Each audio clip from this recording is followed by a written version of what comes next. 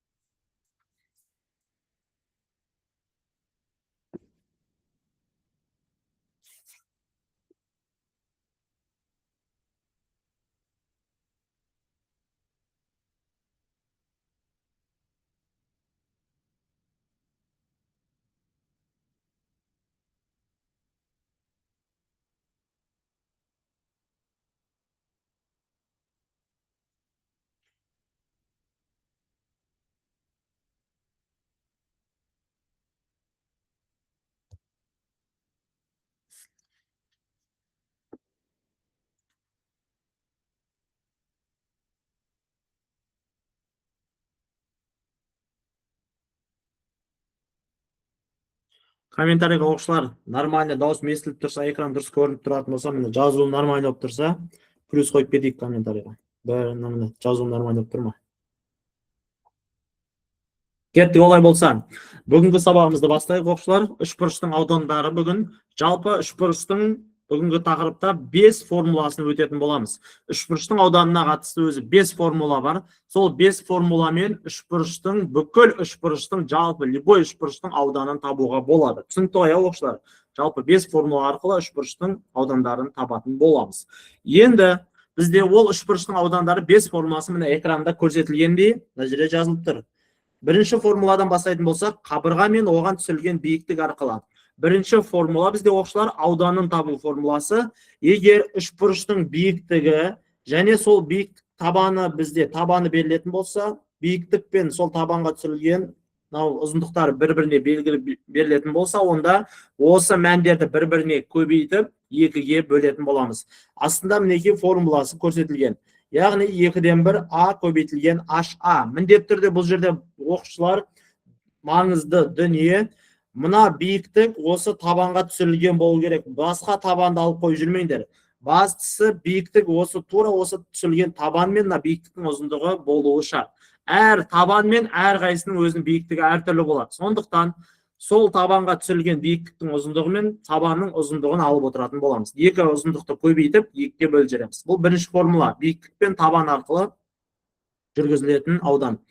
Енді келесі бізде егер екі үшбұрыштың биіктіктері бірдей болса, онда олардың аудандарын қатынасы биіктік түсірілген қабырғалардың қатынасы тең болады.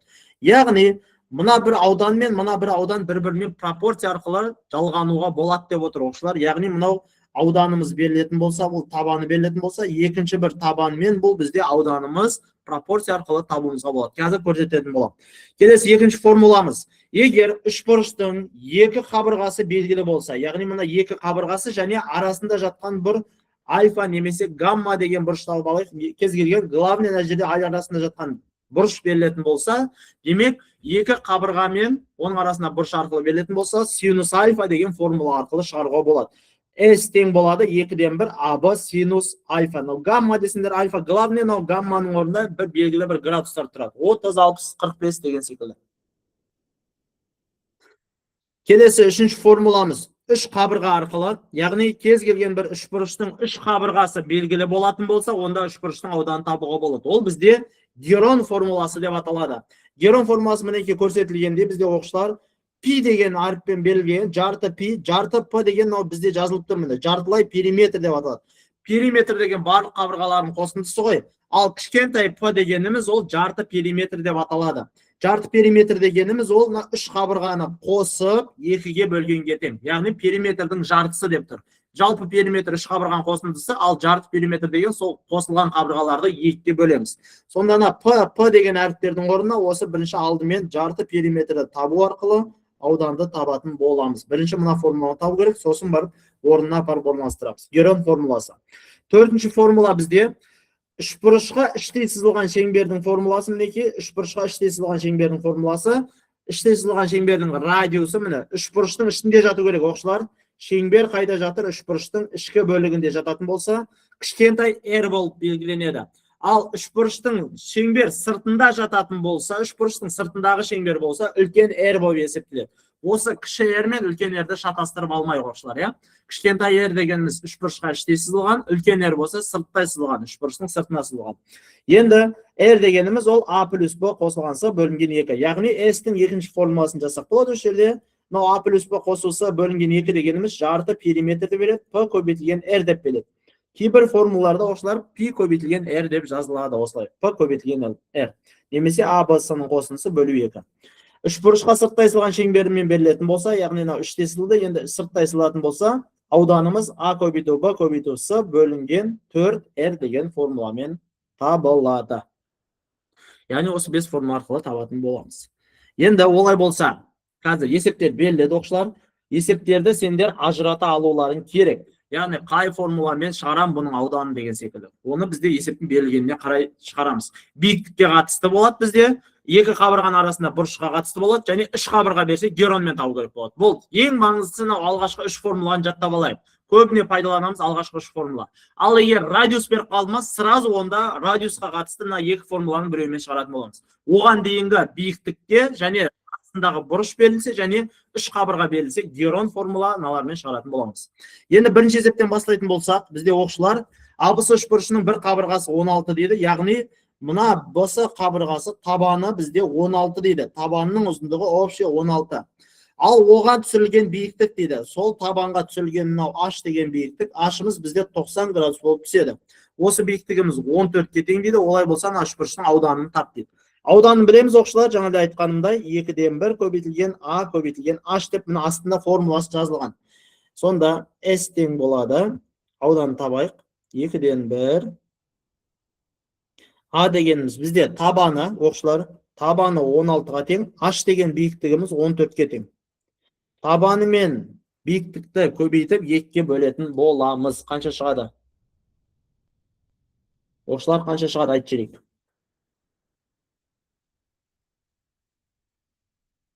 Көрініп тұрма, естіліп тұрма, оқушылар? Что-то үндемейді. 112 енді келді бұнекі, оқушылар. 112 шығады екен. Яғни мына берілген үшбұрыштың ауданы 112-ні білдіреді. Биіктік пен табанды көбейтіп 2-ке бөлдік. Бұл жерде яғни 16 мен 8 қысқарды, 8-ді 4-ке көбейтіп 112. Сұрақ бар ма? Келесі есепке өтейік. Екінші мысалымыз бізде ABC үшбұрышының ауданын табыңыз дейді. Мұнда оқушылар бір ескеретін жайт, яғни ABD үшбұрышы мен ADC үшбұрышының бөлінісі бізде табандағы қабырғалардың қатынасына тең болады. Яғни мына табан мен соған сәйкес жатқан мына аудан бір-біріне пропорция арқылы алуымызға болады. Сонда 3 сантиметр табанымыз, мінекей оқушылар, мына жерде байқасаңыздар, 3 сантиметр табанымыз, ол нені береді? Аудан 4 сантиметр квадратты береді. Яғни тура пропорциясы деп отыр. 4 сантиметр квадратты береді аудан. Ал мынау 9 сантиметр табанымыз, оқушылар, мына тұрған табанымыз 9 сантиметр деп тұр. Ол мына ауданды берейін деп отыр. Ол S аудан. Яғни сонда 3-тің астына 9 сантиметр ол береді 2 сантиметр квадрат аудан. Маған табу керек, оқушылар, бұл жерде қай үшбұрыштың ауданы? Толықтай ABC үшбұрыш. Ең алдымен бірінші ADC үшбұрышын тауып алайық аудан. Мына пропорция арқылы. Түсінікті ма? Сонда пропорция арқылы табатын болсақ, мына жерден не шығады? X-тің мәні. Түсініп жатсыздар ғой, иә? Сұрақ бар ма? 3 деген табан мен соған сәйкес жатқан аудан сәйкес келеді. Мынау 9 деген табан мен соның мынау үшбұрыштың ауданы сәйкес келеді. Екі үшбұрыш бір-бірімен бір қабырға арқылы орналасқандықтан, екеуінің биіктіктері бірдей болғандықтан, бізде мына екі үшбұрышты бір-бірімен пропорция арқылы ауданды таба аламыз. Сонда көбейтеміз. 9 көбейтілген 4 бөлеміз 3-ке. Жауабы 12 сантиметр квадрат шығады. Демек, мынау жасыл фигураның ауданы бізде, оқушылар, жасыл үшбұрыштың ауданы 12 деген мәнді береді екен. Енді ABC үшбұрышының, толық ABC үшбұрышының ауданын тап дейді. S ABC үшбұрышының ауданы, демек, мына тұрған екі ауданды қосатын боламыз. 4 деген аудан мен 12 деген ауданды қосып, жалпы 16 сантиметр квадрат деген аудан шығады екен. Есеп аяқталды. Сұрақ бар ма, оқушылар?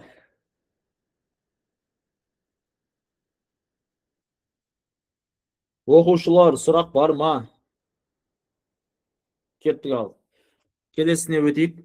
Үшінші есеп. Үшінші есепте оқушылар, егер BC қабырғасы 20, AB қабырғасы 16/2 болса, және мұны арасындағы жатқан бұрыш беріліп қойған. Көрдіңіздер ма? Бұл бізде бұны ауданын қалай табамыз? Яғни екі қабырғаны бір-біріне көбейтіп, арасындағы синус альфаны алатын боламыз. Мен жоғарыға ауданның формуласын жазып қоям. Бұған пайдаланамыз. Қазір 2-ден 1 көбейтілген А және Б қабырғалары және арасындағы синус альфа деген бұрыш. Сонда демек, осы формулаға салатын болсам, 2-ден 1 бөлшегіміз А мен Б деген қабырғаларымыз мына 16/2 деген және 20 деген қабырғалар А мен Б қабырғалары болып есептеледі. Сонда 16/2-ні көбейтеміз 20-ға және бізде арасындағы бұрыш синус 45 градус алатын боламыз. Арасындағы бұрыш синус 45 градус.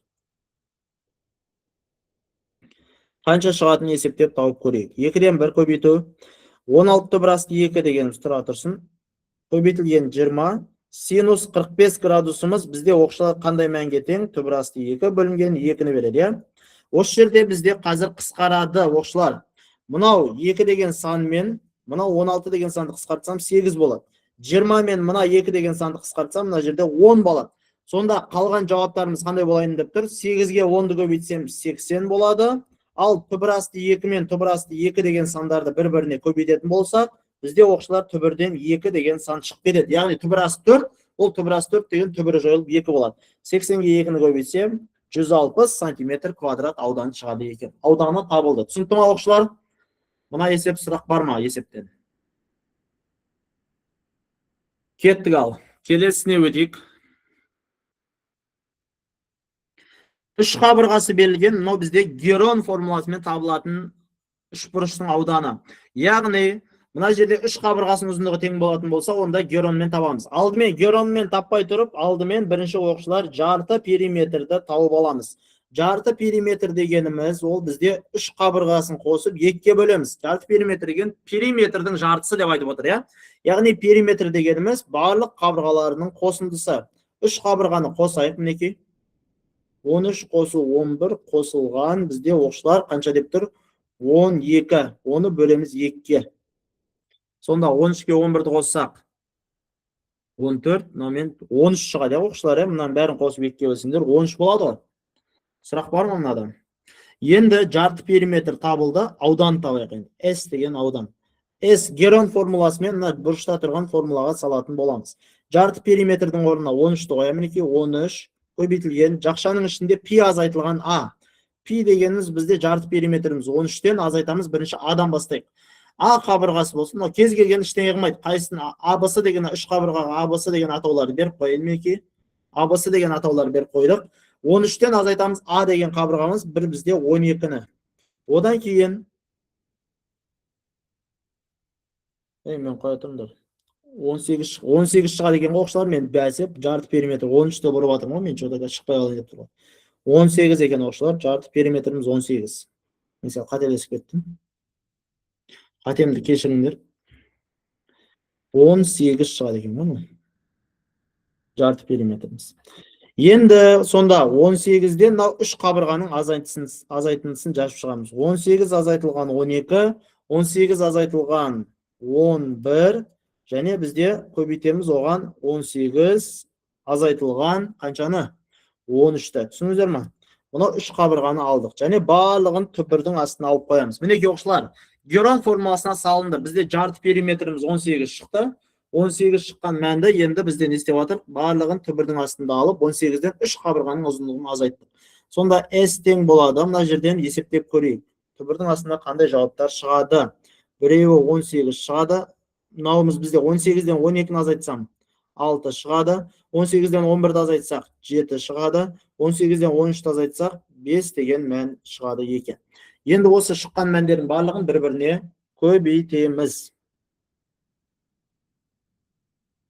Енді мен бұлай істесем оқушылар, осының ішінде бізде қалай түсіндірсем болады сендерге. Бәрін көбейте салайыншы, миды ашытпай-ақ мақұл. Мынаның ішінде негізі былай жасаған сәл ыңғайлы тиімді болады. Мынау 18 деген санды екі санның көбейтіндісі ретінде алсақ бола ма? 18 деген санымыз 6 деген сан мен 3 деген санның көбейтіндісі. Келісесіңдер ме? 6 мен 3-тің көбейтіндісі, иә? Ой. 3 пен 6-ның көбейтіндісі. 18 деген. Сонда түбір астында 6 мен 6-ның көбейтіндісі қанша болып тұр? Мына жерде 36 көбейтілген, 3 көбейтілген, 7 көбейтілген, 5 деп алсам. Түсінікті бола ма оқушылар? 3, 7, 5, 36-ны алдым. Түбір асты 36-тан бізде оқушылар 6 шығады. Ал түбір астында мынау 3, 7, 5-тің көбейтіндісі қалып қояды. 3, 7, 5-ті көбейтетін болсақ, түбір астында қанша болады?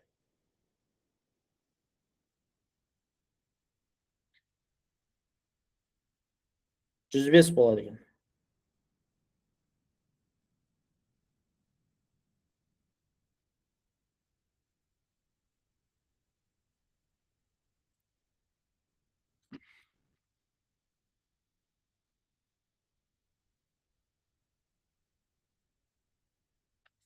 Мына есеп түсінікті ма?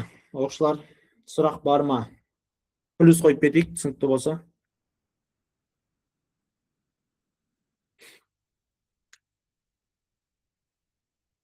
Келесі есеп, 5-ші есеп. 5-ші есеп оқушылар, бізде үшбұрышқа іштей сызылған шеңбердің радиусы берілген. Олай болса, үшбұрыштың ауданын табыңыз дейді.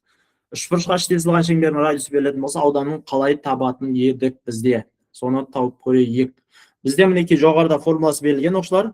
Периметрі бізде жалпына үшбұрыштың периметрі 28-ге тең деп шарт беріп қойған, мінекей периметрі.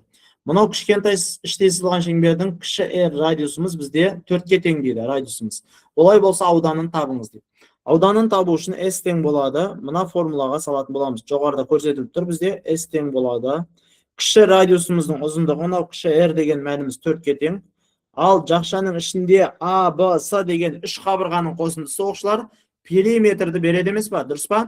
Периметріміз 28, сонда 4-ке көбейтеміз 28-ді, мынау A, B, S деген 3 қабырғаның қосындысы 28 деп тұр периметрі. Оны бөлеміз 2-ке. Сонда мына жерден шығады, қанша шығады? Есептеп көрейік. 56 деген аудан шығады. Іштей сызылған шеңберге байланысты. Оңай есеп. Келесі, үшбұрышқа сырттай сызылған шеңбер.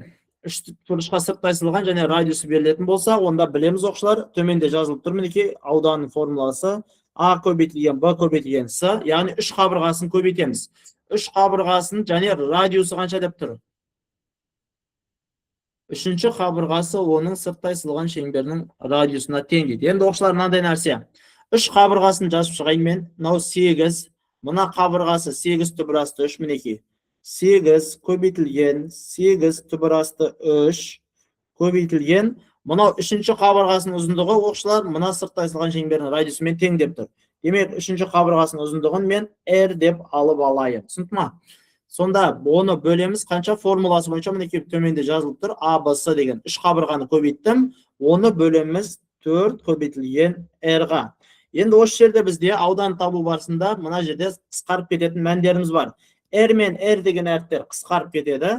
И қалғаны және мына 4 пен 8 деген санымыз қысқарып кетеді. Сонда жауабы 16 түбір астындағы 3 деген мәніміз қалады екен. Түсінікті ме оқушылар? Сырттай сызылған шеңбердің радиусының ұзындығын бермеді, бірақ маңыздысы бұл жерде бір қабырға мен мына сырттай сызылған шеңбердің радиусы бір-біріне ұзындықтары тең болған соң R мен R деген мәндер қысқарып кету арқылы қалғанын ауданын тауып алды. Басқа әріптер арқылы. Келесі есепке өтейік.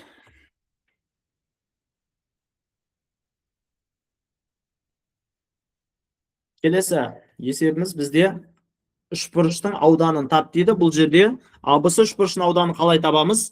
Табанының ұзындығы мен мынау түсірілген биіктікті көбейтеміз. Мынау оқушылар 90 градус болып түсірілген, байқасаңыздар. 6 деген мәніміз ол бізде ашты береді, ал табанының ұзындығы жалпы 14. Мынау 10-ға 4-ті қостым, табаны общий 14, сонда ауданның формуласы мына бұрышта көрсетілгендей табатын боламыз. 2-ден 1 көбейтілген AH. 2-ден 1 көбейтілген табанның ұзындығы 14, ал биіктіктің ұзындығы 6. Сонда осы жерде 2 мен 14 қысқарады, 7-ге 6-ны көбейтсем, ауданы 42 деген мән шығады екен. Түсінікті ме? Biyiktік пен табанды көбейтіп екіге бөлдік. Аудан шықты. Келесі есебіміз. Мына жерде оқушылар ABC үшбұрышының ауданын тап деген. ABC дегеніміз мынау сарымен боялған үшбұрыш. Сарымен боялған үшбұрыштың ауданын таппай тұрып, бірінші алдымен мына жерде тік бұрышты үшбұрыш берілген. Мынау тік бұрышты үшбұрыш. Сәл былайынан ровно алатын болсам, сендерге фотодағыдай тура ровно алатын болсам, мынандай үшбұрыш пайда болады. Мінекей, мына бұрышы байқасаңдар қанша градус деп тұр? 90 градус болатын тік бұрышты үшбұрыш. Мына жеріміз оқушылар 6 деп отыр, мына жеріміз 10 деп отыр. Мына қабырғамыз қанша болады? Сендерге соны табуымыз керек. Мынау BD қабырғасы қаншаны береді? Қалай ойлайсыңдар? Пифагор теоремасын білеміз ғой, оқушылар. Пифагор теоремасы бізде с квадрат тең болады. А квадрат қосылған Б квадрат. Гипотенузаның квадраты катеттердің квадраттарына тең береді. Яғни мұнда мынау кішкентай тік бұрышты үшбұрышымыз оқушылар, тік бұрышты үшбұрышта мынау гипотенуза берілген сендерде. Гипотенуза берілген, мына жеріміз 10 дейді, мына жеріміз 6 дейді. Мынау x деген қабырғаны табу үшін бізде катет қой бұл. Мынау x деген қабырға оқушылар катет деп аталады. Оны табу үшін гипотенузаның квадратынан азайтып тастаймыз катеттің квадратын. Сонда оны түбір астына аламыз. X квадрат деп қойын. Мына екен квадраттап азайтатын болсақ 64 болады, және x-тің дәлесіне квадраттан құтылатын болсам, түбір астынан бізде 8 деген мән шығады. Мынау квадрат оң жаққа түбір асты болып барады. Сонда оқушылар, мынау BD қабырғасы, дұрыс айтасыңдар, жас болған екен уже 8 деген мәнді береді. Молодцы. Енді BD қабырғасы табылды, жалпы ABC үшбұрышының ауданын табыңыз дейді. Алдымен бізде оқушылар мына кішкентай тік бұрышты үшбұрыштың ауданын тауып аламыз, сосын мына үшбұрыштың ауданын таба беруге болады. Енді бізде мынау кішкентай тік бұрышты үшбұрыштың ауданын табайық. Мынау көкпен, сендерге сарымен қоршап қоя салайын. Мынау сарымен қоршап қойдым мен. Осы жердің ауданын қалай табамыз? Ол деген сөз, бұның ауданын табу үшін катеттерді көбейтіп екіге бөлеміз. Оқушылар, жаттап алыңдар, бұл катеттерді көбейтіп екіге бөлеміз. Сонда А көбейтілген Б катеттерін көбейтіп екіге бөлетін болсақ, тік бұрышты үшбұрыштың ауданы шығады. Жаттап алыңдар мына формуланы. АБ көбейтілген 2. Бұл негізі биіктіктен шыққан формула ғой. Немесе АБ синус альфа десеңдер болады. Мінекей синус альфа деген арасындағы бұрыш бізде 90 градус. Синус 90 градуста оқушылар білеміз, бірге тең. Сонда синус 90 градус жойылып кетеді, тек АБ көбейтілген 2 болып тұр ғой. Түсіндіңдер ма? АБ бөлінген 2 деген қалады. АБ бөлінген 2 деген дүние қалайын деп тұр. Синус 90 градусымыз арасындағы бұрыш 90 градус бірге тең, сондықтан тек қана АБ көбейту А көбейту Б бөлінген 2. Қанша шығады мына жерде? 8-ге көбейтеміз 6-ны, бөлеміз 2. Сонда 8 бен 4 қысқарса, мына жерде 24 шығайын деп тұр ауданы. Енді оқушылар, ауданы 24. Мынау сарымен қоршалған үшбұрыштың ауданы 24. Енді мына фигураның ауданын тап дейді. Мына фиолетовыймен қоршалған фигураның ауданы. Бұны қалай табамыз? Жаңа бізде оқушылар пропорция арқылы тапқан болатынбыз. Мына жердің ауданын мен x деп ала тұрайын. Онда демек пропорция арқылы қалай таба аламыз? Ол деген сөз мына табандарды аламыз. Яғни мына табанымыз 6 деп отыр. Мына табан 6-ны аламыз. Табаны 6. Ол табанымыз мына ауданды береді. Ауданы қанша болып тұр бізде? 24 сантиметр квадрат. Ал енді екінші фиолетовыймен жазылған табанымыз мына жеріміз оқушылар. Табанымыз 8 деп отыр мінекей. Табаны 8. Ал мына ауданымыз 2 сантиметр квадрат деп алайық. Осы жерден пропорция істейміз, сонда ана тұрған ауданымыз шығайын деп отыр. 24-ті 8-ге көбейтіп 6-ға бөлеміз.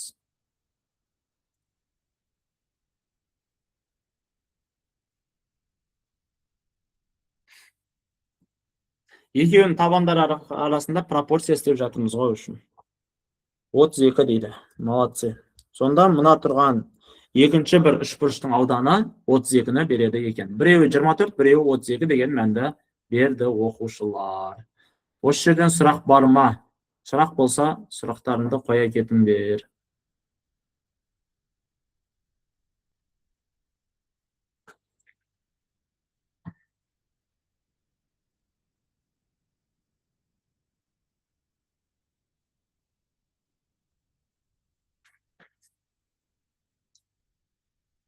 Ала дейді. Кеттік.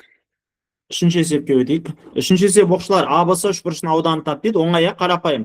Жоғарыда мінекей формуласы қоршап көрсетіп қойдым мінекей. екі қабырға берілген және арасындағы бұрыш берілген. Екі қабырға мен арасындағы бұрыш берілетін болса, оп-оңай бізде формула бар.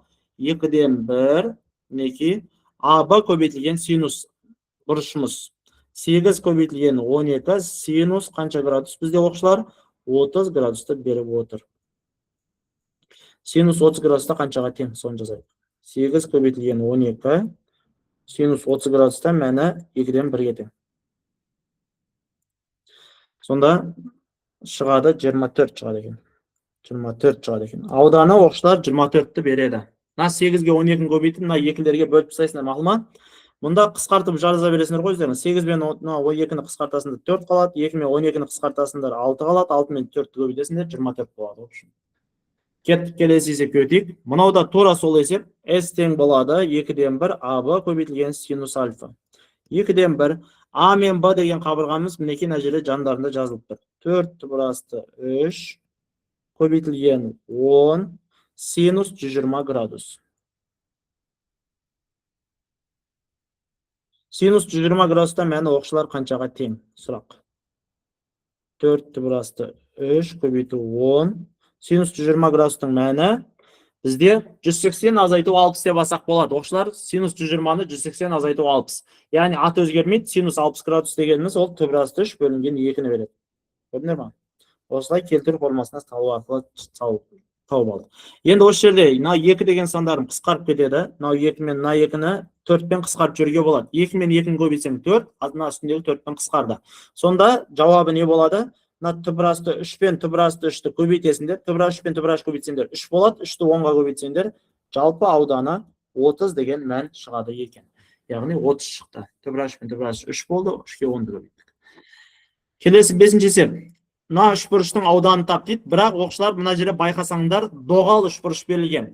Бізде ескеретін дүние оқушылар, кез келген доғал үшбұрыштың бізде биіктігі қай жақтан жатады екен? Биіктігі сырттай түсіріледі. Түсіріледі. Табанға бізде биіктік оқушылар әрқашан 90 градус болып түседі. Сондықтан мына тұрған табанның биіктігі оқушылар мына ұштан былайына түсіре алмағандықтан, мына жерде әдейі мынандай точка бір бізде кескін проекция секілді көрсетіп қойған. Бұл бізде табанның биіктігін берген. Мынау бізде 8 деген сан доғал, кез келген доғал үшбұрышқа табанына түсірілген биіктік сырттай түсірілетін болады. Осы ережені өте жақсылап сақтап алыңдар. Мына үшбұрыштың жалпы мына төбесінен мына табанға дейінгі биіктігіміз сырттай түсірілді және табанның ұзындығы 6 дейді. Сонда S тең болады 2-ден 1 көбейтілген А көбейтілген H деген формулаға саламын. 6 көбейтілген H-тың мәні 8. 6-ға 8-ді көбейтіп 2-ге бөліп жібереміз. Сонда мына үшбұрыштың ауданы шығайын деп отыр. Биіктік пен осындай табан арасындағы формула осылайда жүреді. Міндетті түрде оқушылар қабырғаға түсу шарт емес биіктік. Яғни доғал үшбұрыштың биіктігі не істейді екен? Қабырғаға сырттай ұзақ жақтан түсірілетін болады. Осы ережені өте жақсылап сақтап алайық. Өйткені биіктік бізде 90 градус болып түсу керек, сондықтан сырттай түсірілуге мәжбүр болады. Келесі косинус альфа деп тұр. Мінекей, яғни мына екі қабырға берген, арасындағы бұрышымыз косинус альфамыз беріп қойған. Бірақ бізде формулада оқушылар аудан тапқан кезде синус альфа болу керек. Демек, мына есептің берілгенде 3 бөлінген 5 деген косинус альфаны синус альфаға өзгертетін боламыз. Косинус бұрыш А деген мәніміз бізде оқушылар 3 бөлінген 5-ті беріп қойған. Бұны қалай синусқа айналдырамыз? Оны бізде тік бұрышты үш бұрыштың ана қабырғалар арасында білеміз. Синусқа айналдыру үшін косинусты мен Б-ның с-ға қатынасы деп алып алайын. Б-ның с-ға қатынасы. Мінекей оқушылар. Енді Б мен с берілген А-ны табуымыз керек. А-ны табу үшін квадраттап гипотенузаның квадратынан азайтамыз бір қатетті. А квадрат тең болады. Яғни 5-тің квадратынан азайтамыз. Мінекей оқушылар, 5-тің квадратынан азайтамыз 3-тің квадраты. Сонда демек А квадрат тең болады. 25-тен 9-ды азайтсақ 16, А-ның мәні, квадрат түбірасты болып барып, 16 түбірастынан 4 деген мән шығарды. Мінекей оқушылар, А-ның мәні табылды. Енді синус бұрыш А деген мәнді табу үшін оқушылар, синус бұрыш А дегеніміз, демек косинусты синусқа айналдырған кезде, ол ненің неге қатынасы оқушылар? А-ның қатынасы неге? С-ға қатынасы, Сонда синус бұрыш А дегеніміз 4 бөлінген С. С дегеніміз бізде 5-ке береді екен. 4 бөлінген 5. Сонда косинусты осылай синусқа айналдырып алуға болады.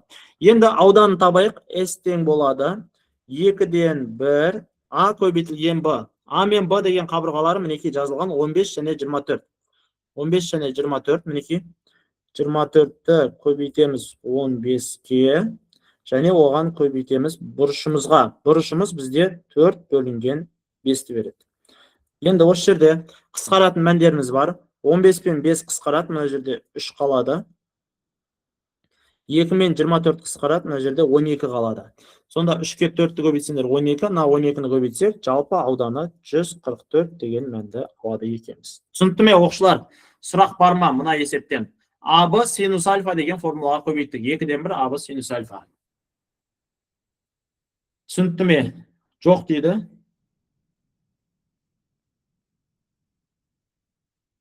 Мен қателесіп кеттім ма? Сұрақ жоқ дейді ма? Бәсе түсінбедім ма? Келесі. Бізде абысы үшбұрышының ауданын тап дейді. Мына үшбұрышының ауданын таппай тұрып, бірінші алдымен Герон формуласын пайдаланамыз, я? Герон формуласы жарты периметр тауып алайық. Алдымен жарты периметр табу үшін барлық қабырғаларын қосайық. Сонда 13 қосылған 14 қосылған 15. 3 қабырғасын мінекей оқушылар қосып жатырмыз. Қосып 2-ке бөлеміз. 3 қабырғаны қосып 2-ке бөлетін болса, қанша болады бізде? 21 деген мән шығады, я? 21. Енді ары қарай ауданды табамыз. S деген ауданды табу үшін түбірдің астында мінекей жазамыз. Жарты периметр жазып қоямын. 21 көбейтілген. Келесі 21 азайтылған 13. Одан кейінгісі 21 азайтылған 14. Және келесі 21 азайтылған 15. Мінекей. Сонда S тең болады. Түбірдің астында қанша шығады? Алардың бәрін есептейтін болсақ. 21 көбейту. 21-ден 13-ті азайтатын болсақ, оқушылар 8 шығады. 21-ден 14-ті азайтсақ, 7 шығады. 21-ден 15-ті азайтсақ, 6 шығады. Келісесіңдер ма? Сұрақ бар ма осыдан? Сонда бәрі түбір астында 7056 дейді. Түбірден шығала ма оқушылар бұлар? Түбірден шығара аламды ма? Түбір астынан 84 шығады дейді оқушылар. Мынаның барлығының көбейтіндісі оқушылар 7000 бір нәрсе деп жазып жатыр мына жерде. Көрейік ал, түбір астынан шыға ма, шықпай ма? 7056 шығады ғой оқушылар, 84 шығады екен.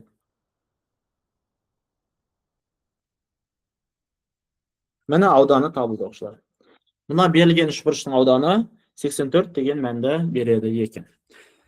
Келесі есепке өтейік.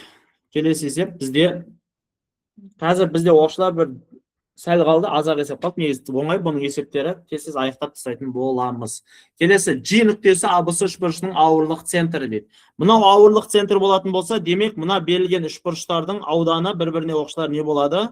Тең болады. Мына үшбұрыш берілген ғой, көрдіңіздер ма? Медиана өткен еді қой алдыңғы сабақта. Медиана деген бізде медианалардың қиылысу нүктесі ауырлық центрі деп аталады деп айтқанбыз. G нүктесі мынау медианалардың қиылысу нүктесі. Түсіндіңіздер ма? G нүктесі медианалардың қиылысу нүктесі болатын болса, мынау бөлінген аудандардың барлығының шамасы бірдей тең болады. Мына аудан, 3 ауданымыз бір-біріне тең болады. Демек, ол үшін бірінші бізде мына бір S ауданды тауып аламыз Герон формуласы арқылы. Мынау кішкентай үшбұрышты қарайтын болсақ, мінекей G, B, S деген үшбұрышты алайын. G, мына нүктеміз бізде B, мына нүктеміз S деген үшбұрышты алатын болсақ, табаны 11, екі бүйір қабырғалары 9 бен 10. Осы ауданды бізде тауып алайық, мына аудан. Сол ауданды тапсақ, мына 3-ке көбейтетін болсақ, жалпы абысы үшбұрышының ауданы шығайын деп тұр. Сонда Герон формуласымен табатын болсақ, жарты периметріміз бізде оқушылар 9 қосамыз 10-ға қосамыз 11. Герон формуласымен бөлеміз 2-ге. Бұл шығады бізде 10-да. 10 шығады, үшеуін қосып, ойбай, 15 шығады деген ғой, 15 шығады. Үшеуін қосып 2-ге бөлсек 15 шығады. Енді бізде барамызда аудан табамыз Герон формуласы бойынша. Бізде 15 көбейтілген 15 азайту 9 және көбейтілген 15 азайтылған 10 көбейтілген 15 азайту 11. Қанша болады екен түбір астында? 15 көбейту 6 көбейтілген 5 көбейтілген 4. Мінекей, үш шаманы көбейтейік оқушылар. 1800 дейді. Түбірдің астында 1800 болады екен. 1800 деген önde оқушылар 900 бен 2-нің көбейтіндісі ғой. 1800 деген сан 900-ге 2-ні көбейткенге тең. Демек, 30 түбір асты 2 деген мән береді ғой, бұл дұрыс па? Келісесіңдер ме? 1800 деген санымыз 30 түбір асты 2. Енді, демек, мына ауданымыз табылды, 30 түбір асты 2 екен. Мына кішкентай ауданымыз, мына жеріміз 3 ауданы тең болады дедік. 30 түбір астында 2. Демек, мынаның да ауданы оқушылар 30 түбір асты 2 болады. Мына үшбұрыштың да ауданы 30 түбір асты 2. Сонда, жалпы общий АБС үшбұрышының ауданы, S АБС үшбұрышының ауданы 30 түбір асты 2-лердің бәрін қосатын болсақ, оқушылар қанша болады екен? 30 түбір асты 2-лердің бәрін қоссақ, 90 түбір асты 2 деген мән шығады. Қалай білді ол? 30 түбір асты 2-ні 3-ке көбейтеміз. 3-ке көбейткен кезде 30 түбір асты 2-лердің барлығын қосындысы бізде шығады 90 түбір асты 2. Түсінікті ма? Немесе 30 түбір асты 2-лердің бәрін қосқанда 90 түбір асты 2 деп аласыңдар болады. Келесі есеп. Сұрақ бар ма оқушылар? Мыналар түсінікті болса, плюс қойып кетейік. Плюс қойып отырайық есептерге. Келесі есеп. АДС үшбұрышының ауданын табыңыз дейді. Оқушыларына жасылмен боялған фигураның ауданын тап дейді. АДС үшбұрышының ауданы жасылмен боялған. Оны таппай тұрып, бізде алдымен общий Герон формуласына салып алсақ. Мына үшбұрышты толықтай алатын болсақ, толық қабырғалары қанша болып тұр? Мына бүйір қабырғасы 8, мына бүйір қабырғасы 10, ал табанның ұзындығы бізде 12 деген шаманы білдіреді. Сонда жарты периметріміз табатын болсақ, жарты периметр дегеніміз ол бізде 8 қосылған 10 қосылған 12 бізде бөлеміз 2-ге. Қанша шығады? 15, оқушылар. Енді S ауданымыз. S Герон формуласында бізде 15 көбейту 15 азайтылған 8, одан кейін 15 азайтылған 10 және 15 азайтылған 12. Мұнан қанша болады екен түбірдің астында? Бәрін есептейтін болсақ. 1575 дейді. Давай мен былай жазып көре салайыншы. 15 көбейтілген, мына екені азайтсақ 7 болады, мына екені азайтсақ 5 болады, 15-тен 12-ні азайтсақ 3 болады. Демек, бұл бізде 1575 дейді. 1575 деген санды оқушылар енді бітсек бола ма? 1575-ті 225-ке бөлсек бола ма? 225. 225-ке бөлінеді екен оқушылар. Демек, мынау бізде 225 пен 7-нің көбейтіндісі. 225 пен 7-нің көбейтіндісі 15 түбір астында 7 деп аламыз. Немесе 15-ті 5 көбейту 3 деп алсаңдар болады. 15-ті 5 көбейту 3 арқылы 5 пен 3-нің квадраттары болады. Олар түбірден шығу арқылы 15 түбір асты 7 деп жазсаңдар да болады. Енді бізде жалпы общий үшбұрыштың ауданын таптық. Полный үшбұрыштың ауданы бізде 15 түбір асты 7.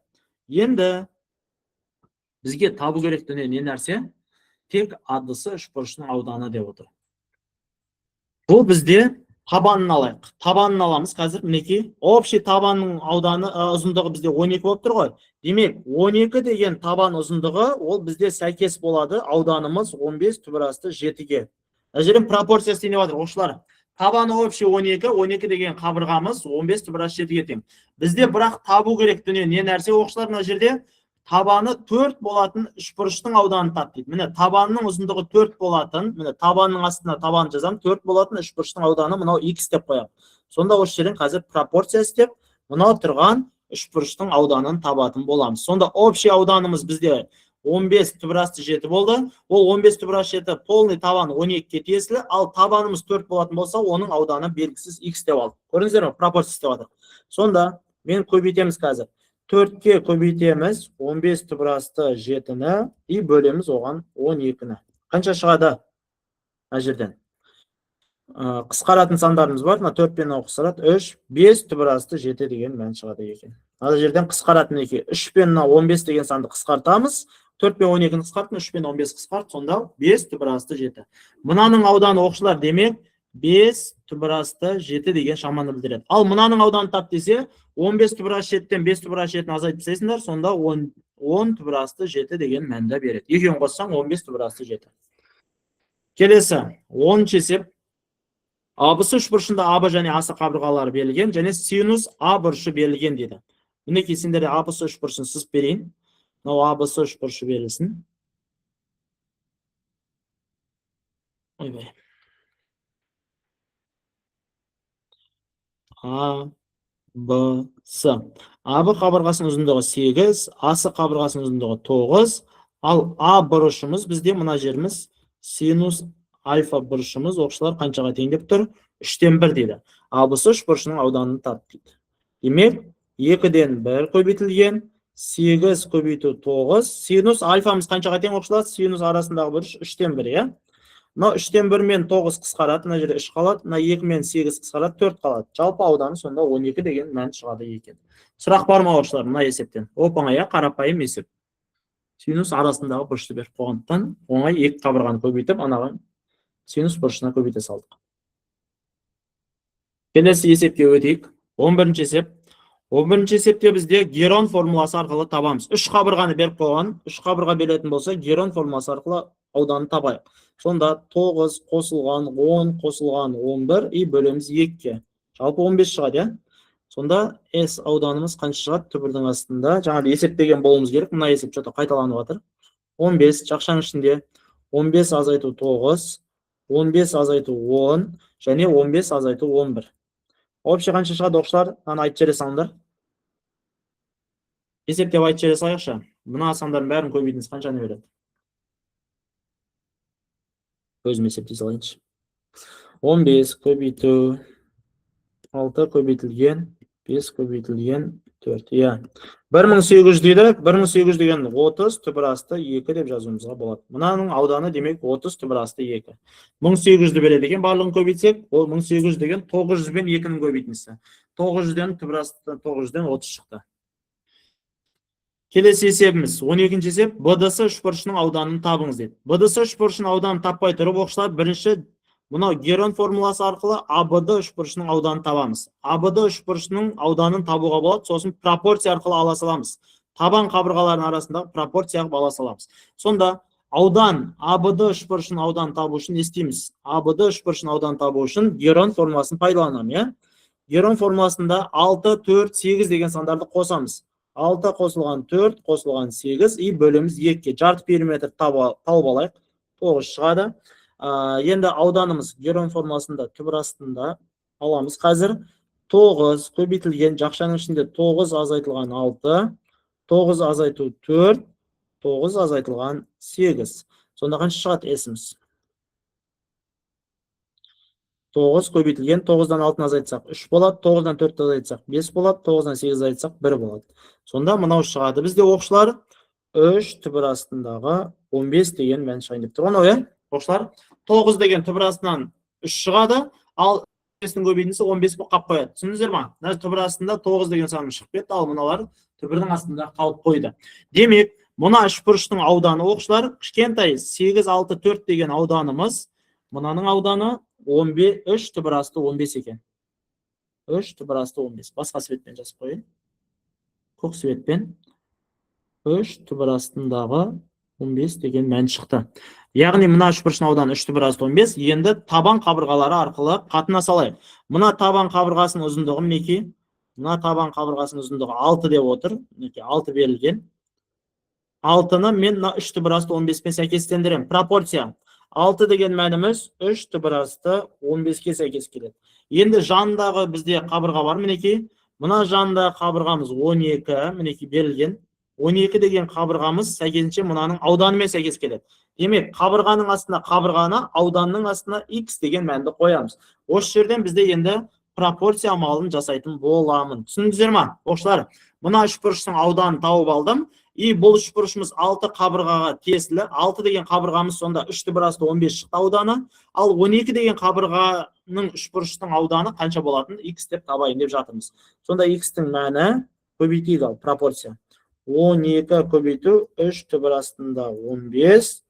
Оған бөлеміз 6-ны.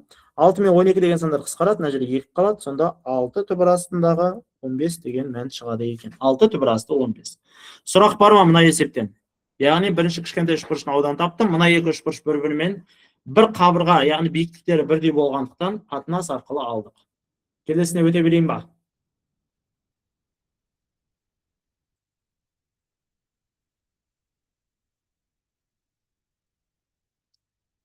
Кеттік. 13-ші есеп.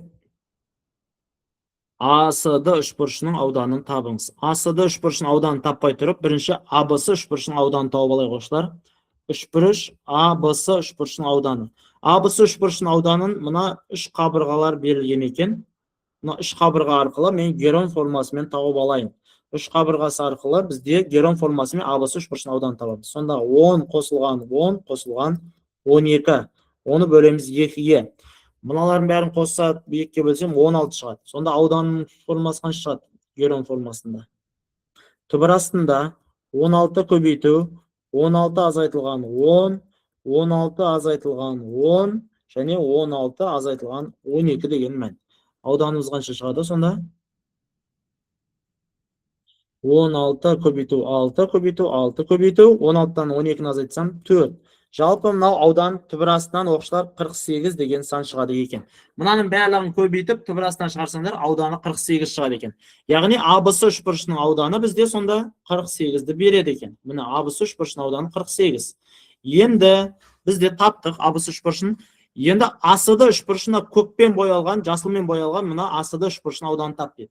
Ол дегеніміз мынандай нәрсе. Мынаның ауданы бізде үшбұрыштың АБСының ауданы 12, ол сәйкесінше табанымыз қаншаға тиесілі? 12 деген қабырғаға тиесілі.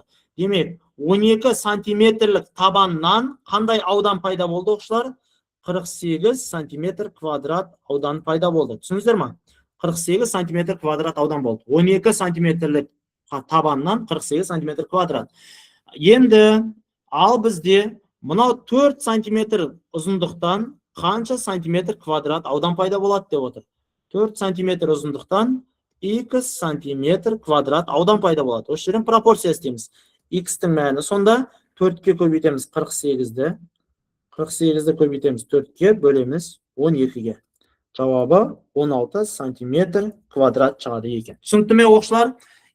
Бірінші аудан тауып алдым, сосын аудан арқылы пропорция істей салдық. Екінші үшбұрышпен. Келесі, 14-ші есебіміз. АБС үшбұрышында АБ қабырғасы, БС қабырғасы берілген. АБ қабырғасына түсірілген биіктік 6 сантиметр дейді. Мынау бізде кезінде шығарған есеп. Мына есепті кезінде шығарғанбыз. Қараңыздар. Мынау А, Б және С. АБ қабырғасының ұзындығы 16, БС қабырғасының ұзындығы 8, ал АБ қабырғасына түсірілген биіктік дейді. Яғни мынау С бұрышынан бізде АБ қабырғасына биіктік түсіреміз. Мінекей. Мынау H деген биіктік болсын. 90 градус болып түсірілді.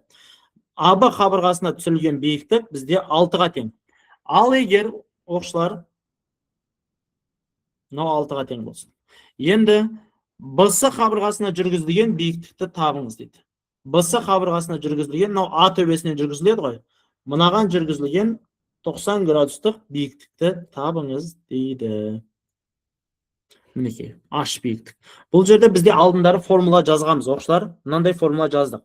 А көбейтілген H, Б көбейтілген H, және С көбейтілген H, барлығының мәндері қандай болады? Бір-біріне тең болады. Демек, бізде мынандай нәрсе болып тұр ғой бұл жерде. Мынау көк қабырғамыз, мынау 6 мен, бұл 6 деген қабырға, мынау 16 деген қабырғаға түсірілген биіктік, дұрыс па? Мынау 16 деген қабырғаға табанға түсірілген биіктігіміздің ұзындығы 6. Демек, 16-ны көбейтеміз 6-ға. Оны теңестіреміз екінші қабырғалардың көбейтіндісіне, биіктік пен табанның көбейтіндісіне. Екінші қабырғамыз 8, оның биіктігі мына жеріміз H болып тұр. 8 көбейтілген H-ға тең. 16-ны 6-ға көбейтетін болсақ, 96 тең болады 8 көбейтілген H. H-тың мәнін тапқан кезде 96-ны бөлеміз 8-ге.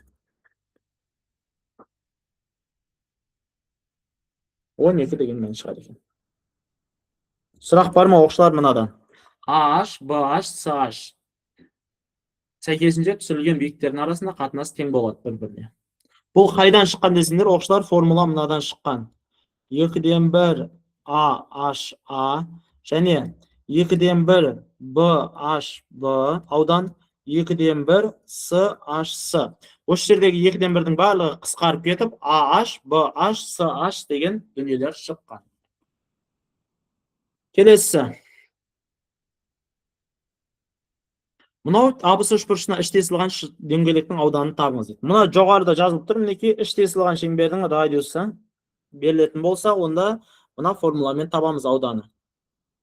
Демек, іш тесілген шеңбердің радиусының ауданы қанша бізде? Іш тесілген шеңбердің дөңгелектің ауданы. Ойбай, мына жерде ауданын тап деген екен оқушылар. Радиусты тауып алайық. Бірінші, іш тесілген шеңбердің радиусын қалай табамыз? Мінекей бұл жоғарыда жазылған формула бойынша. Бірінші алдымен бізде оқушылар мына жерде ауданды тауып алуымыз керек. Ауданды тауып алу үшін Герон формуласын пайдаланайық. Герон формуласы арқылы табайық. Сонда 10 қосылған 10 қосылған 12, 3 қабыр 16 екен. 10 қосылған 10 қосылған 16. 3 қабырғаны қосып 2-ке бөлемін. Герон формуласы арқылы мен қазір ауданды тауып аламыз. 18 бола ма, мына үшеуін қоссам? Сонда S тең болады. Түбірдің астында Герон формуласы арқылы қанша шығады? 18 көбейту. 18-ден 10-ды азайтайық. 18-ден азайтамыз 10-ды. Көбейтеміз. 18-ден азайтамыз 16-ны. S қанша шығады оқушылар? Түбірдің астынан. Айтып жіберейікші. 2304 түбір астынан шыға ма? 2304 оқушылар аудан шығады екен, 48 шығады екен. Мінекей, жалпы үшбұрыштың ауданы сонда 48 сантиметр квадрат. Аудан табылды, оқушылар. Енді бізде ары қарай не істейміз? Аудан табылды, мына формуланы пайдаланамыз ары қарай. Мынау S тең болады, R көбейтілген A плюс B көбейтіп қосылған S бөлінген 2 деген. Мынау S деген әріптің орнына апарып 48-ді жазамын. Мінекей, формуланы жазып қоя салайын сендерге. 48 тең болады R көбейту A қосу B қосылған S бөлінген 2. S-тің орнына, мына S деген әріптің орнына 48 жазамыз. 48 тең болады. Іш тесілген шеңбердің радиусы тұра берсін. ABC деген қабырғаларды жапшайық. ABC қабырғаларына 3 қабырғамыз.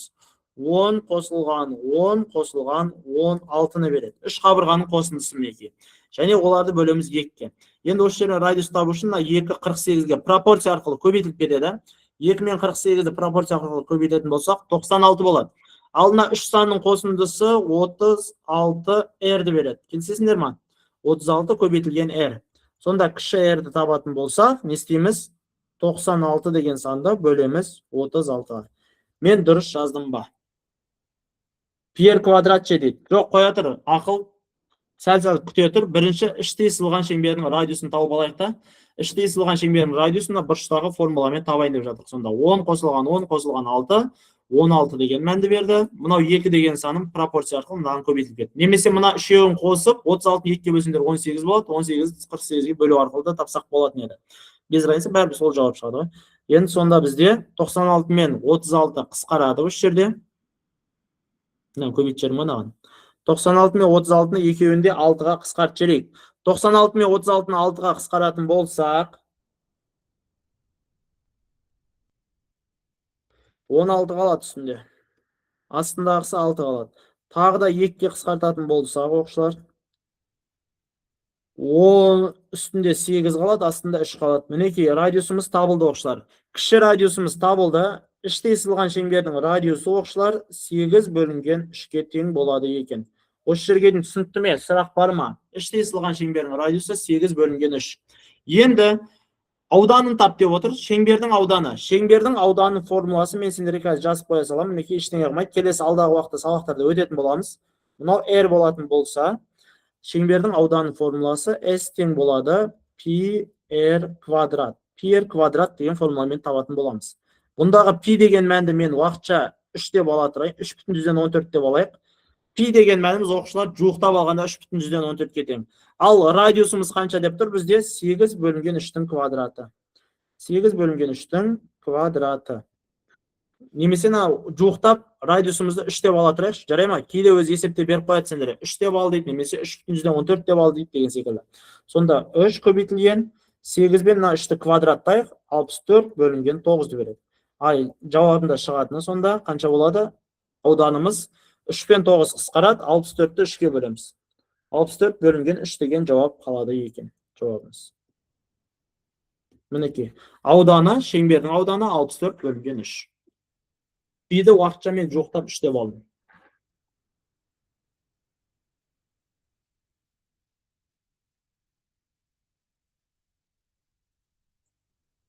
Түсінікті ма анау? Келесіне өтейік. Абысы үшбұрышына сырттай сызылған шеңбердің радиусын табыңыз дейді. Сырттай сызылған шеңбердің радиусын табу үшін бізде оқушылар алдымен абысы үшбұрышының ауданын тауып алайық. Абысы үшбұрышының ауданын табу үшін бізде мына жерде Пифагор теоремасы орындалған. Мынау Пифагор теоремасы, мына жерде 90 градус, мінекей. Мына бұрышымыз 90 градус болып тұр. Мынау 90 градустық бұрыш болып тұр. Сонда катеттер гипотенузаның квадратынан мына жер x деп алатын болсам, x-ті табу үшін оқушылар x квадрат дегеніміз гипотенуза 20-ның квадратынан 12-ның квадратын азайтамыз. Сонда x квадрат қанша болады? Оқушылар қанша болады? 20-ның квадратын 12-ның квадратын азайтсаңдар 256 болады, иә? И бізде 256 түбірдің астына алынады, 256-тан түбір астынан 16 шығар екен. Сонда мына катетіміз табылды. Мына катетіміз 16. Бұл табылды. Енді келесі амал бізде мынаны табайық. Екінші бізде мына 12 мен 13 деген қабырға арқылы мына x-ті тауып көрейік. Оны табу үшін бізде x-тің квадраты тең болады 13-тің квадратынан азайтамыз 12-нің квадраты. Сонда x квадрат тең 169 мен 144 азайтсақ 25 болады. Және мынау квадрат түбір асты болып барады 25-ке. Одан 5 шығады. Түбір астынан 5 шығады. Мінекей. Біреуі сонда мына табанымыз 5 шықты. Ал біреуі 16 деген мән шықты. Түсінікті ме оқушылар? Катет гипотенуза мына бетте бізде тікбұрышты үшбұрыш, мына бетте тікбұрышты үшбұрыш. Сонда Пифагор арқылы катеттерді тауып алдық. Енді ары қарай бізде амал ары қарай не істейміз? Мына үшбұрыштың ауданын тауып алайық. Үшбұрыштың ауданын табу үшін биіктікке қатысты тауып алайын. S тең болады, биіктікке қатысты формула бар. 2-ден 1 көбейтілген A көбейтілген H деген. Онда 2-ден 1 деген мәніміз, мінекей A көбейтілген H деп тұр. A деген мәніміз бұл табаны. Табанның общий ұзындығы 16 мен 15-тің қосындысы 21 деген шаманы береді. Табанның общий ұзындығы 21, ал биіктіктің ұзындығы мінекей H деген биіктік, мінекей табанына түсірілген биіктігіміз 12-ке тең. 21-ді 12-ке көбейтіп 2-ке бөлеміз. 21-ді 12-ке көбейтіп 2-ке бөлсеңдер қанша шығады? Маған айтыңдар. 6, ошым 126 шығады, 126 деген мән шығады. Енді сырттай сызылған шеңбердің радиусын табуға болады. Ауданын тауып болдық. Сырттай сызылған шеңбердің радиусы мінекей бұрышта тұрған формула бойынша табатын боламыз. S тең болады абысы бөлінген 4-тер. Ауданымыз S-тің орнына 126-ны қоямын. Мінекей 126-ны теңестіреміз A көбейтілген B көбейтілген S-ға. 3 қабырғасының көбейтіндісіне. 3 қабырғасы қанша бізде оқушылар? Сыртқы қабырғаларын аламыз. Мінекей 20, 13 және 21 деген қабырғаларды аламыз. 3 қабырғасы. 13 көбейтілген 20 көбейтілген 21. Мінекей, үшбұрыштың жалпы үлкен үшбұрыштың 3 қабырғасы 13, 20, 21. Сонда қанша болады екен? Осылардың көбейтіндісі және бөліміз 4R-ға. R тауып алуға болады енді осы жерде. 4R деген шаманы 126-ға көбейтеміз. Пропорция амалы арқылы 4R-ді 126-ға көбейтсек. 126 көбейтілген 4 бізде 504R болады. Пропорция арқылы көбейтетін болсақ 504R. Тең болады, ол бізде 13 көбейту 20 көбейту 21. 13 көбейту 20 көбейту 21. Сонда осы жерде R-дің мәнін табамыз қазір. R-ді табу үшін 13, 20, 21-ді көбейтіп, 504-ке бөлжіреміз. 13 көбейту 20 көбейту 21-ді бөлеміз 504 деген шамаға. Бөліне ме оқушылар? Есептеп көріңдерші. Нақты сан шыға ма, бөліне ме, бөлінбей ме? 13, 20, 21-ді көбейт, 504-ке бөліне ме, бөлінбей ме?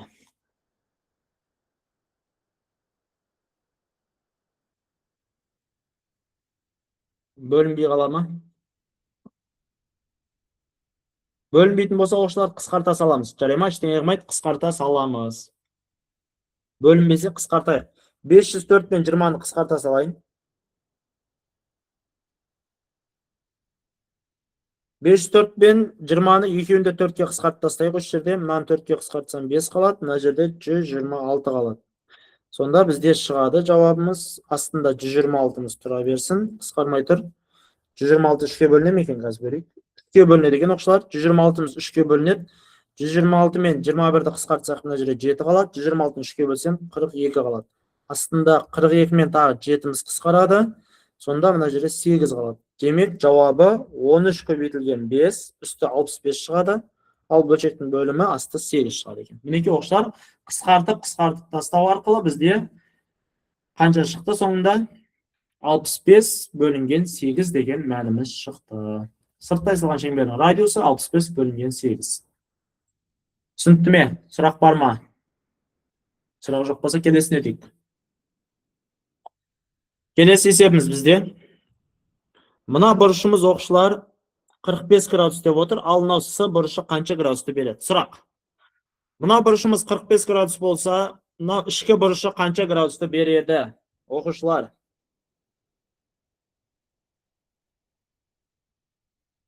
Жүз 35 градус деп тұрған, бәрекелді, молодец. Бұл 135 градусты береді. Себебі неліктен? Жазыңқы бұрыш общий 180 градусты беру керек, сонда 180-нен 45-ті азайтып тастадық. 180-нен 45-ті азайтып тастаған кезде мына бетіне 135 градусты берді. Екеуінің қосындысы 180 градусты беру керек қой негізі. Енді үш бұрыштың ішкі бұрыштарын табайын деп жатыр мен қазір. Мына бұрышымыз 135, мына бұрышымыз 15 градус. Енді сұрақ, Б бұрышы қанша градусты береді? 15 пен 135 градусты қосып, үш бұрыштың ішкі бұрыштары 180 градустан азайтып тастаймыз. 180 градустан 135 пен 15-ті қосып азайтатын болса, мынау Б бұрышына бізде оқушылар 30 градус қалады екен. Түсінікті ме оқушылар? Б бұрышы 30 градус. Себебі 45 мына бет 135, мына жері 15, екеуін қосып, үшеуін қосқан 180-ді беру керек. Сонда 30 градус. Енді мына үш бұрыштың ауданын қандай формуламен табамыз? Синус альфа деген формула, яғни 2-ден 1, 2 қабырғаның көбейтіндісі, яғни 10 көбейтілген 8, және арасындағы синус альфа. Синус альфа арасындағы бұрышымыз бізде 30 градус. Мінеке 10 мен 8 деген қабырғалардың арасындағы бұрыш синус 30 градус. Сонда синус 30 градус дегеніміз қаншаға тең? 10 көбейтілген 8, синус 30 градустың мәні 2-ден 1-ді береді. Мына жерде 2 мен 2-ні көбейтсек, мына 8 бен қысқартып жіберуге болады, мына 2 қалады, жауабы 20 шығады екен. Ауданы 20 шықты. Келесі есепке өтейік. Абысы үш бұрышына іште сызылған шеңбердің дөңгелектің ауданы дейді. Абысы үш бұрышына іште сызылған дөңгелектің ауданы. Мына оқушылар, мына есеп, мына бір есепке ұқсайды. Өздерін шарт көрсеңдер болады. Тура мына есеп жаңағыда қайталанған болатын. Мына үш бұрышқа ұқсайды, тура осыған ұқсайды. 15-ші есепке ұқсайды, айнымай. 15-ке қарап отырып, мына 18-ші есепте өздерін шығаратын боласыңдар. Жарай ма? Бірінші ауданды тауып аласыңдар, ауданды тапқаннан кейін мына формулаға барып орналастырасыңдар. Түсінікті ме оқушылар? Ауданды тапқаннан кейін мына формулаға орналастырып табамыз. Келесісіне өтейік. Мынау да тура сол есеп, жаңағы есебіміз оқушылар. Абысы үш бұрышына сырттай сызылған шеңбердің радиусын табамыз. Мыналар шығарайын ба, шығарайын ба, келді керек емес па? Өздерің айтыңдар комментарийға. Мына есептер жаңағы шығарған есептерге ұқсайды. Мынау сырттай сызылған шеңбердің радиусын тап деген, сырттай сызылған шеңбердің радиусын мына есепте тапқан болатынбыз. Мінекей R. Қайда мына үлкенін тауып көре салайық. Үлкен ауданын тауып көре салайын. S тең болады. Жарты периметрмен табатын болсақ, анаусыны өздерін табарсыңдар. 10 қосылған 10 қосылған 12 бөлінген 2. Мынау бізде 16 шығады. Ауданымыз сонда Герон формуласымен бірінші аудан тауып аламыз. 16 көбейтілген 16-тан 10-ды азайтсам 6 болады. Көбейтілген 6, 16-тан 12-ні азайтсам бізде 4 болады.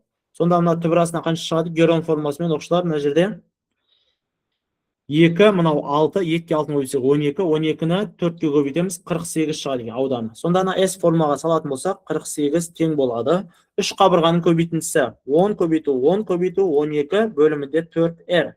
4R'ді 48-ге көбейтіп жүрейік, немесе мынау R 4 пен 12-ні қысқартайық. 4 пен 12-ні қысқартсам 3 қалады, R-ді 48-ге көбейтсем 48R тең болады. Мынау 300-ден алардың үшеуін көбейтсек. R тең болады 300 бөлінген 48. 300 бен 48 деген сандар қысқарады, и жауабы соңында шығады. Екеуінде өздерің 6 деген санға бөліп жібере саласыңдар. Үсті асты 8, үстін 6-ға бөлетін болсаңдар 50 қала ма? 50. Тағы қысқарады, екеуі 25 бөлу 4 қала ма? Оқушылар 25 бөлу 4.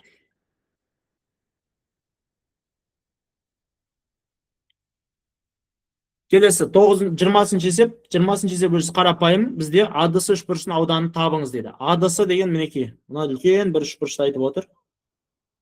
Мына үлкен үш бұрыштың ауданын тап дейді. Бұл жерде адысы үш бұрыштың ауданы 40 деп отыр да. 40 дейтін болса, мына бір үш бұрыштың биіктігі қай жақтан түседі? Сұрақ. Мынау А төбесінен бізде биік түсіретін болса, ол сырттай түсіріледі. Келісесіңдер ғой, оқушылар? Мынау А төбесінен биіктік сырттай түсірілетін болады. Мынау h деген биіктік болсын. Сонда мынау адысы үшбұрыштың жалпы ауданы 40 см квадрат деп отыр да. Сонда 40 см квадрат болатын болса, демек s тең болады. Мына формуланы пайдалансам мен 2-ден 1 a көбейтілген h деген формула. S деген ауданымыз 40 см квадрат тең болады 2-ден 1. Табанының ұзындығы оқушылар, мына үшбұрыштың табанының ұзындығы 10-ға тең мінекей. Ал биіктігіміз h-ымыз белгісіз. H деген сырттай түсірілді. Енді мына жерде есептейтін болсақ, 2 мен 10 деген сандар қысқарады, сонда 40 тең болады 5 h-ға тең. H-тың мәнін табатын болсақ, 5-ті 40-қа бөлеміз, 8. H табылды. Енді биіктігіміз мына жеріміз 8 болатын болса, мына биіктік 8-ге тең екен. Енді мына тұрған кесіндіні табайық. Мына кесіндіміз қанша болады? Пифагор теоремасы арқылы табайық.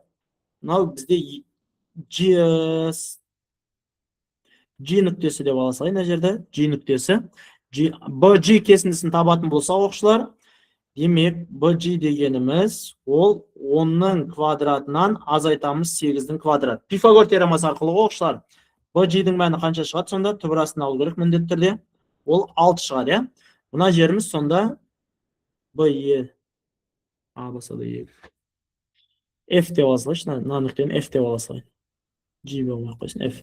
Енді мына қабырғамыз 6, демек мына қабырғаның да ұзындығы неше болады оқушылар? 6. Өйткені биіктік теңдей, мына екі қабырғаның теңдей 2-ге бөліп тастады. Түсіндіңдер ме? Мынау 2 6-6-тан 2 қабырғаға бөлінді. Сонда BD қабырғасының ұзындығы жалпы 6 мен 6 деген сандарды қосамыз, сонда 12 деген қабырғаны береді екен. BD қабырғасының ұзындығы 6-да 6, ол бізде 12 деген мәнді берді.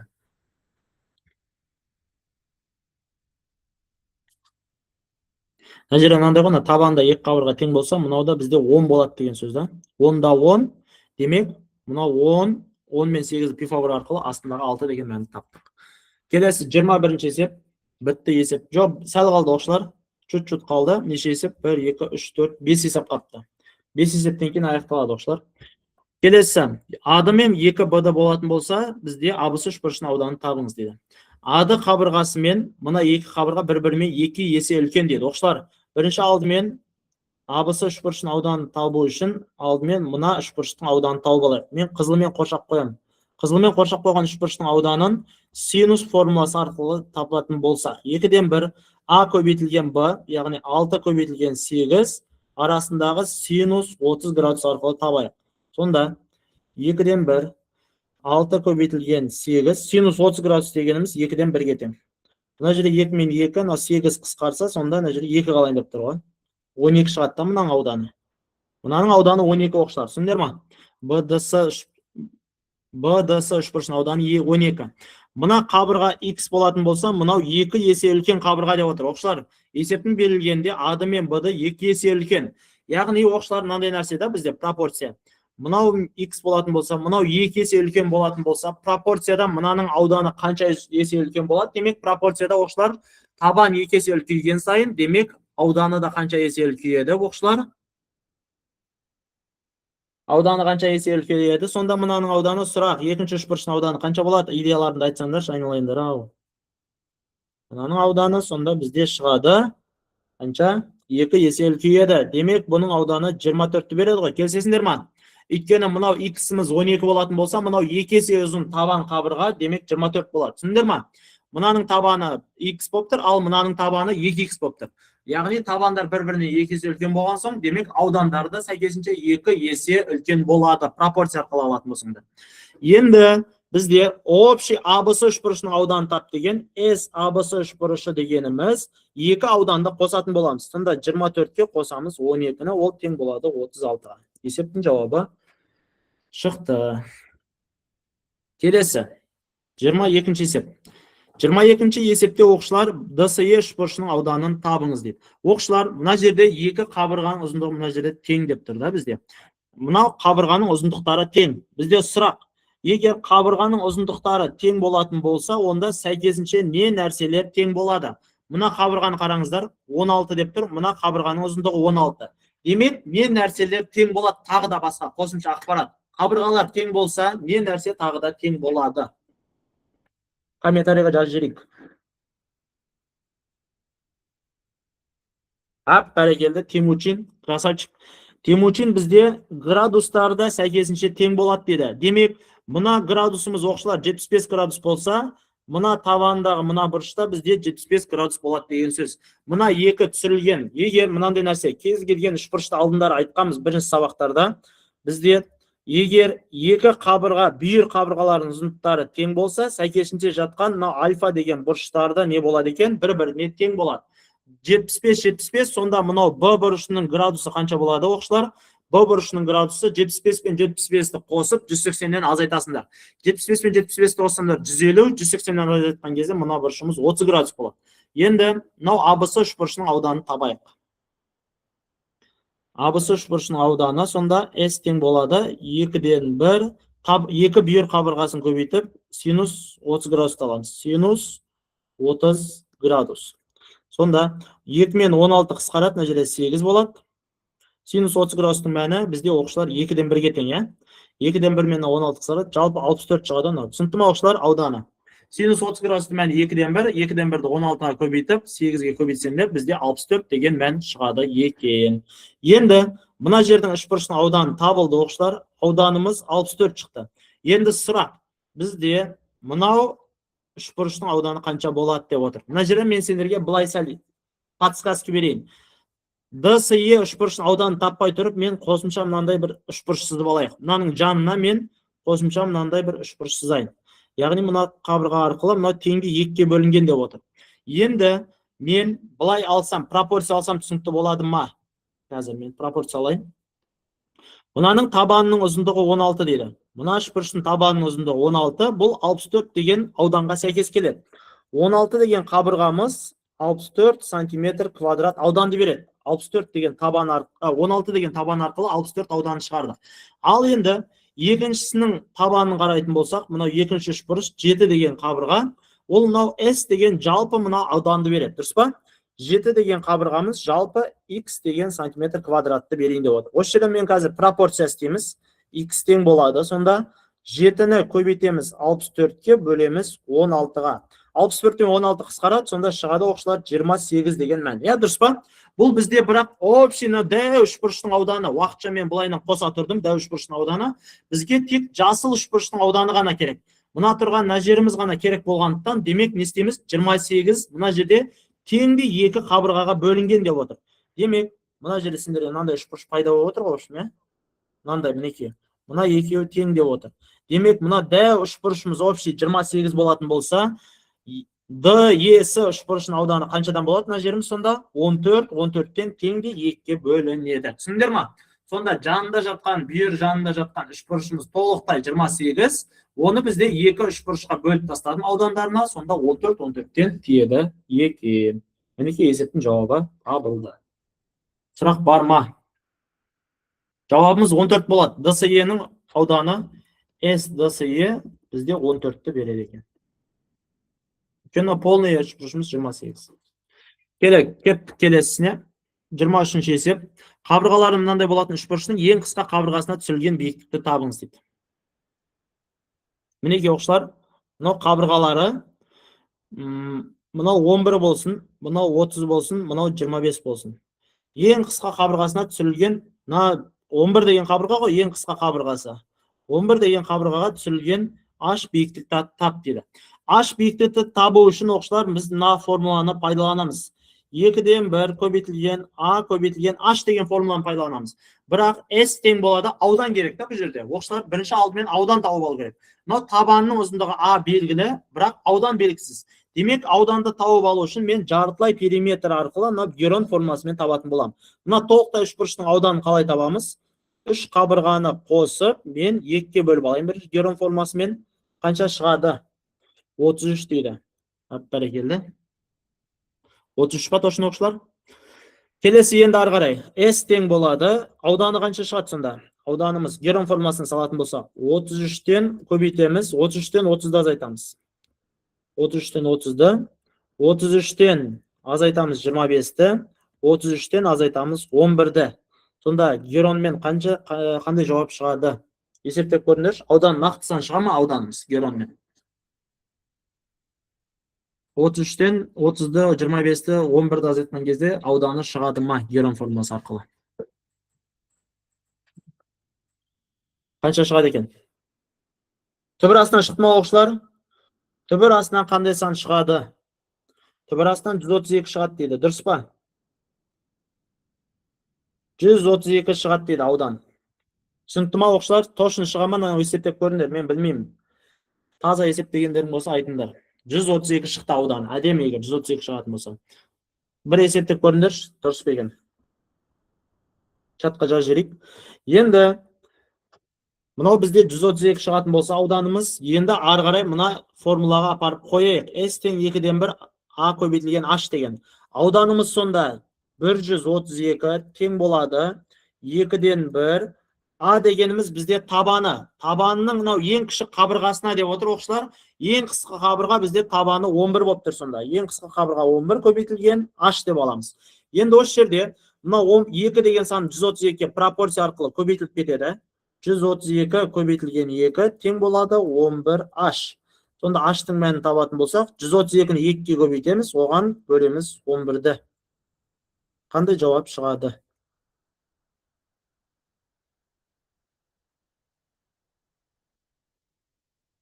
Jirma to'rt chiqadimi o'qishlar najirdan? 24 chiqadi deydi. Naqto'ya 132 ni 11 ga bo'linadi. Kelesi, tushunibdimi o'qishlar mana. Sonda avdanni topdim, avdandan keyin ары qaray biyiqlik topib oldik. 3 qabirga beriladigan bo'lsa, eng qisqa qabirg'asi deb, eng qisqa qabirga 11.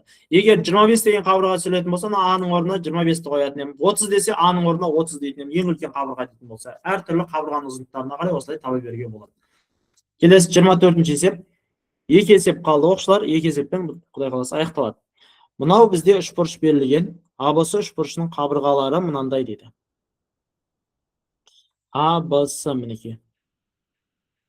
Mana bizde O nüktesi medianalarning qiyilisi nüktesi deydi o'qishlar. Mana O nükte bo'lsin. Bulaynan. Bizde o'qishlar bilemiz avurliq nükte deb ataladi. O nüktesi avurliq nükte.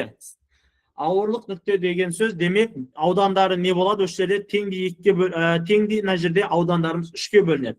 Ya'ni buna qabirg'amiz biri 13, biri 14, biri 15 bo'lатын bo'lsa, buna jalpı avdanımız 3 burçning avdanı tengdi 3 ga bölüp jürüge bo'ladi. Eğer medianaların qiyilisi nüktesinde avdanlar tengdi 3 ga bo'linadi. Endi AOB 3 burçning avdanını tabыңыз deydi. Soning 3dan 1 bölігін tabыңыз деп отыр. Мына жерде Герон формасымен тауып аламыз. Қазір бірінші жалпы ауданды Герон формасымен жалпы ауданды табатын болсақ, 13 қосу 14 қосу 15 бөлінген 2. Бәрі қанша болады? 21 деді. Сосын S-тен жаңа шығардық бұны, бізде Герон формасымен 21 көбейтілген. 21-ден 13 азайтатын болсақ 8 болады. 21-ден 14 азайтатын болсақ 7 болады. 21-ден 15 азайтатын болсақ 6 болады.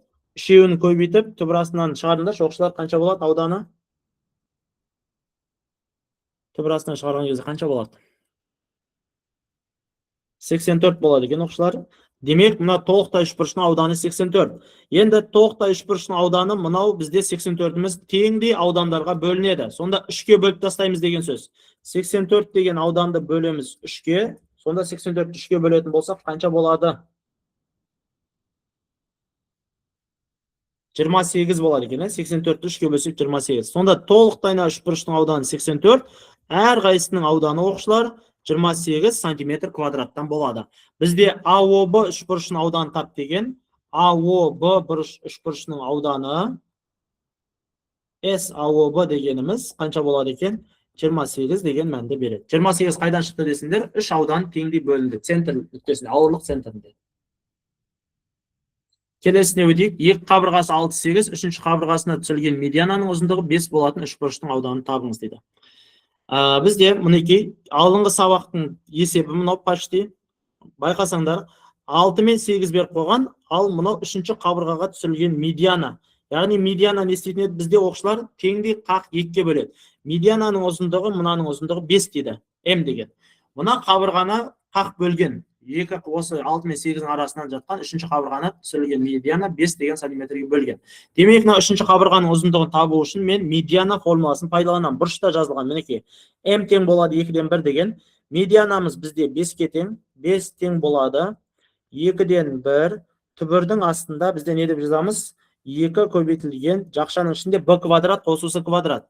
Мына қабырғамыз біреуі b, мына бір қабырғамыз c болып есептеледі. Демек, 6-ның квадраты қосу 8-дің квадраты. Азайтамыз одан a квадратты. 2 деген сан пропорция мұнда көбейтіледі 10 болады, ал мынау түбірдің астында қанша шығады, соны есептеп көрейік. 2 көбейтілген 6 мен 8-дің квадраттарын қоссаңдар, бізде қанша шығады? 36 қосу 64, 100 шығады. 2 көбейтілген 100 азайтылған a квадрат. 2 мен 100-ді көбейтсек 200 болады. Енді бізде мына жерде түбірді жою үшін екі жағын жақшаға алып квадраттап жүрейік. Мына екі жағын жақшаға алып квадраттайтын болса, 10-ның квадраты 100 болады. Мынау бізде 200 азайтылған a квадрат. Сонда a квадраттың мәні жауап мына жерде 200 бен 100 азайтылады, 100 шығады. A-ның мәні сонда 10 шығады екен. Мінекей оқушылар, үшінші қабырғаның ұзындығын таптық. Мынау үшінші жатқан қабырғаның ұзындығы 10 деген мәнді береді екен. Енді осы үшбұрыштың ауданын тап деген, бұл үшбұрыштың ауданын қалай табамыз оқушылар? Ары қарай Герон формуласы арқылы табатын боламыз. Түсінікті ма? Мына жерден сұрақ бар ма оқушылар? А-ның мәнін тапқанбыз. 200 бен 100 азайттым, 100 қалды, a квадрат тең болады 100. Сонда квадратнаған түбірасы болып барды. Түбірасы 100-ден 10 шықты ғой, 3 шеге. Сұрақ бар ма? Медиананың формуласы арқылы бізде үшінші қабырғаны тауып алдық. Енді үшбұрыштың ауданын табайын деп жатырмыз. Үшбұрыштың ауданын немен табамыз енді? Герон формуласы арқылы табатын боламыз. Герон формуласында бізде үш қабырғаны қосып екіге бөлейік.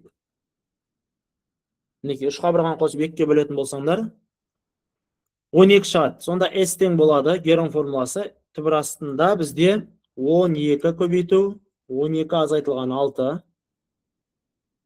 12 азайтылған 8, 12 азайтылған 10. Қанша шығады түбір астында? 576 шығады екен оқушылар. Мынаның бәрін есептейтін болсаңдар 576 екен түбір астында. Одан шығады бізде 24 деген мән. Демек, мына үшбұрыштың ауданы S-іміз 24 деген мәнді береді. Сұрақ бар ма оқушылар?